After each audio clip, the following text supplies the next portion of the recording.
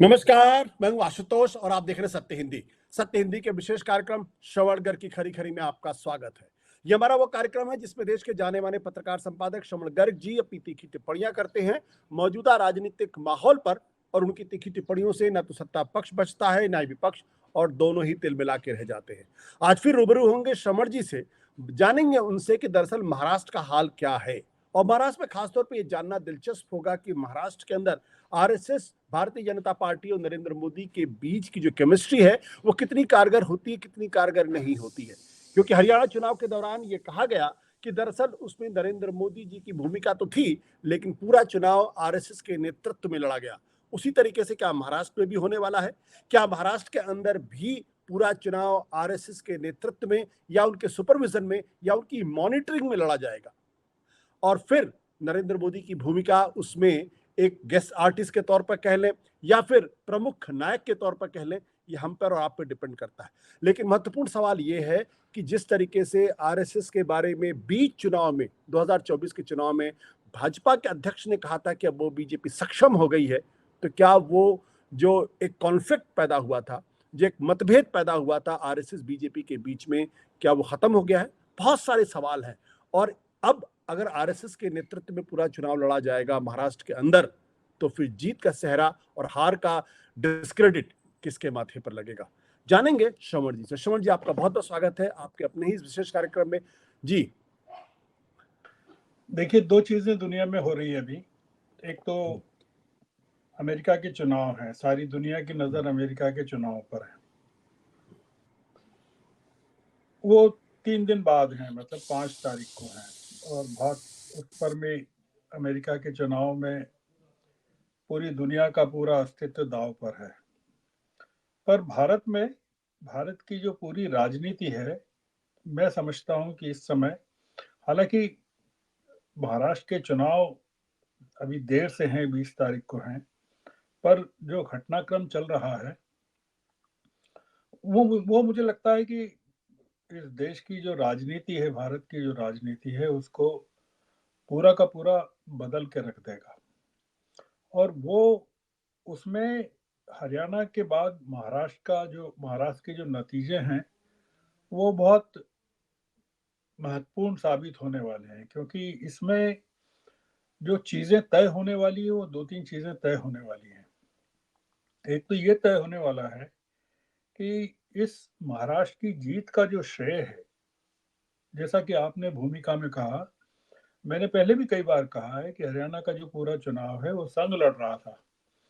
संघ कहता भी है उसको कि वो संघ ने उसमें पूरी तरह से बीजेपी के कार्यकर्ताओं के साथ अपनी जान की बाजी लगाई। महाराष्ट्र का चुनाव मैं इसलिए महत्वपूर्ण मानता हूं कि ये इसमें कई चीजें जुड़ी हुई हैं। एक तो चीज ये जुड़ी हुई है कि नरेंद्र मोदी जी की जो पकड़ है पार्टी पर और संघ के साथ जो उनके रिश्ते हैं, वो नए सिरे से डिफाइन होने वाले हैं।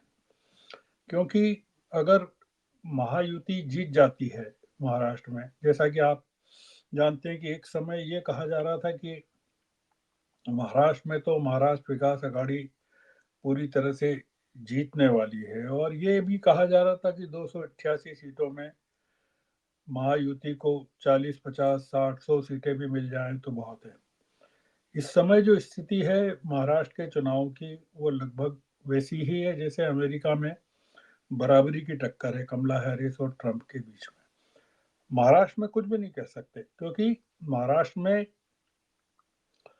आप अगर देख रहे हैं, मतलब आप बता सकते हैं ज्यादा कि मोदी जी का चुनावी प्रचार क्या महाराष्ट्र में उसी तरह से होने वाला है जैसा उन्होंने पिछली बार लोकसभा चुनाव में महाराष्ट्र में किया था, या वैसा करने वाले हैं जैसा हरियाणा में किया था, या वो एक गेस्ट आर्टिस्ट की तरह से, गेस्ट स्पीकर की तरह से, या एक औपचारिक खाना पूर्ति की तरह से कुछ महत्वपूर्ण शहरों में सभाएं लेकर अपनी विदेश यात्राएं जारी रखेंगे। क्योंकि महाराष्ट्र में चुनाव की पूरी कमान इस समय संघ के हाथों में है। संघ को इस्टेब्लिश क्या करना है, मतलब मुद्दा ये है, संघ को 2 चीजें इस्टेब्लिश करना है।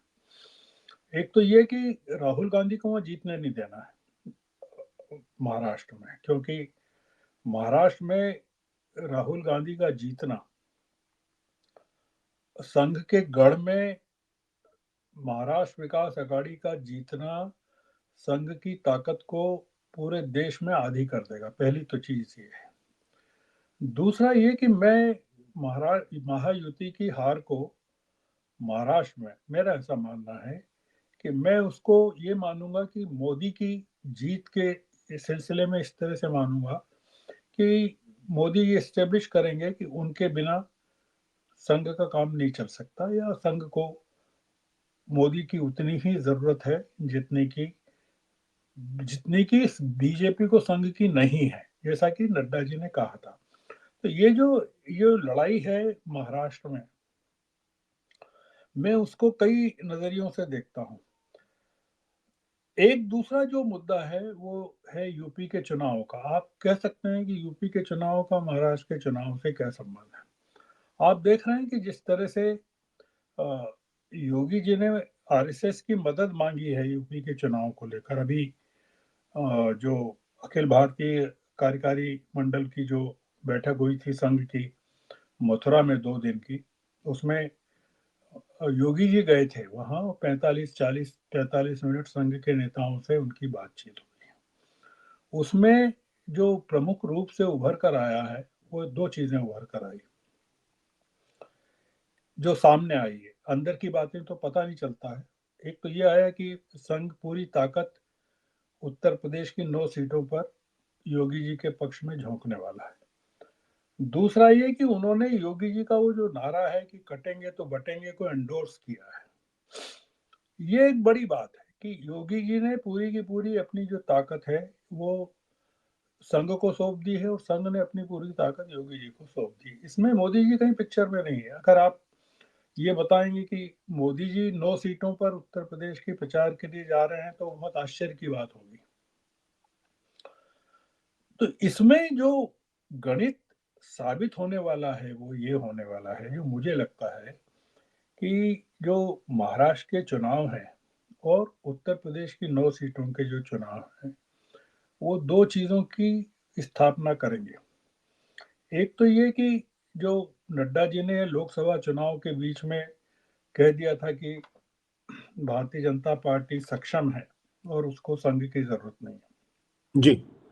आपने देखा कि अभी जो होसबोले ने जो वहाँ प्रेस कॉन्फ्रेंस की, इनके संघ के जो अखिल भारतीय जनरल सेक्रेटरी हैं, उन्होंने क्या कहा। उन्होंने नड्डा जी की बात पर यह कहा कि उनकी स्पिरिट को हमने समझा है।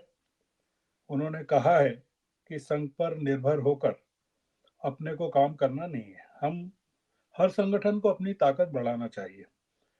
संघ को ठेका दिया है इलेक्शन जीतने का, ऐसा नहीं है। तो उनका ऐसा कहना नहीं है, मतलब ऐसा वो होश बोले कह रहे हैं, जबकि उनको ऐसा कहने की जरूरत नहीं है कि वो पब्लिकली प्रेस कॉन्फ्रेंस में ऐसा कहें। और कहते समय उन्होंने कहा होगा हमको कुछ लगा नहीं, होश बोले ये भी कह रहे हैं। तो हमारे एक भाई ने कुछ कहा तो हमको कुछ ज्यादा लगा नहीं, हम उनके बाद उनके घर जाकर खाना भी खाकर आ गए।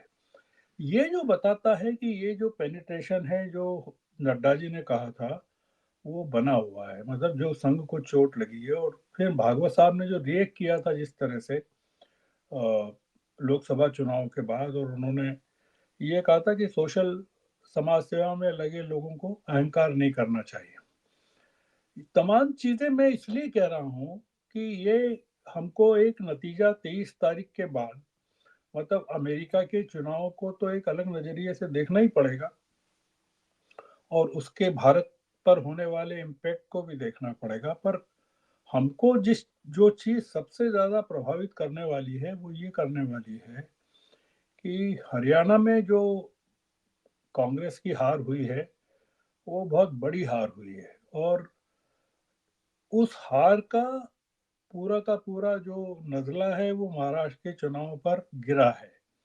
और वो झारखंड में भी दिख रहा है, जिस तरह से कांग्रेस को उत्तर प्रदेश की सीटों में मार्जिनलाइज किया गया अखिलेश के द्वारा, या महाराष्ट्र में सीटें जिस तरह से कम दी गई या जिस तरह से झारखंड में सीटों को लेकर चीजें हुई हैं, ये जो चुनाव है झारखंड का और महाराष्ट्र का, इसके बाद तो अगले साल प्रारंभ में दिल्ली का चुनाव है। ये बहुत सारी चीजें इस्टेब्लिश करने वाला है। इस लिहाज से मैं मानता हूं कि अगर भारतीय जनता पार्टी महाराष्ट्र में हार जाएगी, उसके बहुत दूरगामी असर होंगे, मतलब बहुत बड़ा असर होगा, क्योंकि महाराष्ट्र देश की वित्तीय राजधानी है। और अगर आपको याद हो तो राहुल गांधी ने अपनी जो यात्रा थी, भारत जोड़ो न्याय यात्रा, उसके समापन पर शिवाजी पार्क में सबसे बड़ा अटैक अडानी अंबानी पर किया था। अब जो हाउस बोले ने एक जो बात कही कि आप नफरत के बाजार में मोहब्बत की दुकान तो चलाना चाहते हैं, पर हमसे नहीं मिलना चाहते हैं। इसमें कई चीजें पढ़ी गई कि संघ जो है वो राहुल गांधी से मिलना चाहता या राहुल गांधी से बातचीत करना चाहता। मैं ऐसा नहीं मानता कि संघ का कोई राहुल गांधी के प्रति प्रेम है या मिलना चाहता है। ये जो पूरी की पूरी राजनीति है, वो राहुल गांधी की राजनीति के लिए भी बहुत जरूरी है। मतलब महाराष्ट्र के चुनाव के जो नतीजे हैं और झारखंड के जो नतीजे हैं, वो वायनाड में प्रियंका गांधी का जीतना या हारना कोई उतना इम्पोर्टेंट, उतना महत्व का नहीं माना जाएगा, जितना कि महाराष्ट्र में महाराष्ट्र विकास अघाड़ी की अगर हार होती है तो उसके कारण क्या होंगे और उसमें राहुल गांधी की भूमिका को लेकर या कांग्रेस की भूमिका को लेकर किस तरह के आक्षेप लगने वाले हैं।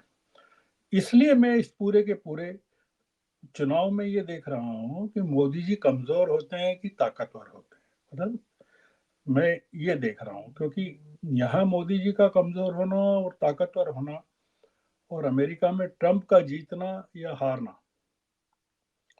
ये दोनों चीजें बहुत महत्वपूर्ण है। दोनों एक दूसरे से जुड़ी हुई हैं, क्योंकि ट्रंप अगर वहां जीत जाते हैं और यहाँ बीजेपी जीत जाती है तो बहुत सारी चीजें हमारे यहाँ भी बदलने वाली हैं। तो इसलिए मैं, चूंकि तात्कालिक रूप से हम लोगों को बातचीत अमेरिका के चुनाव पर करनी चाहिए कि वहाँ जी क्या होने वाला है, पर हम महाराष्ट्र के चुनाव की तरफ इसलिए आगाह कर रहे हैं कि हमको ये देखना है कि मोदी जी संघ के मार्गदर्शन में काम करते हैं महाराष्ट्र में, कि महाराष्ट्र में संघ मोदी जी के मार्गदर्शन में काम करता है। और महाराष्ट्र के चुनाव में मोदी जी की, अमित शाह जी की, नड्डा जी की, ये तमाम लोग जिनके प्रति संघ की नाराजगी का प्रचार किया जा रहा है, उनकी भूमिका किस तरह की रहती है। और अगर भारतीय जनता पार्टी या महायुति वहां जीत जाती है तो उसको लेकर फिर आगे की जो संघ की जो पूरी की पूरी भूमिका है भारतीय जनता पार्टी को लेकर, वो किस तरह की बनती है। तो दर्शकों को इसी तरफ कि महाराष्ट्र की तरफ देखना शुरू करें और समझें कि क्या चल रहा है वहाँ, क्योंकि बहुत सारी, महाराष्ट्र बहुत कॉम्प्लिकेटेड हो गया है, बहुत ज़्यादा कॉम्प्लिकेटेड हो गया है, कई टुकड़ों में बट गया है और बहुत सारी चीज़ें बहुत कम वोटों के मार्जिन से हार जीत के फैसले होने वाले हैं। हरियाणा में जो चौंकाने वाले नतीजे आए, हमको तैयार रहना चाहिए कि महाराष्ट्र में भी काफी चौंकाने वाले नतीजे आएंगे। हम उसके लिए तैयार हैं कि नहीं है, ये देखने की बात है। तो आज की बातचीत बस इसी नोट के साथ हम खत्म करते हैं। जी बिल्कुल। Thank you sir, thank you. Thank you. Thank you.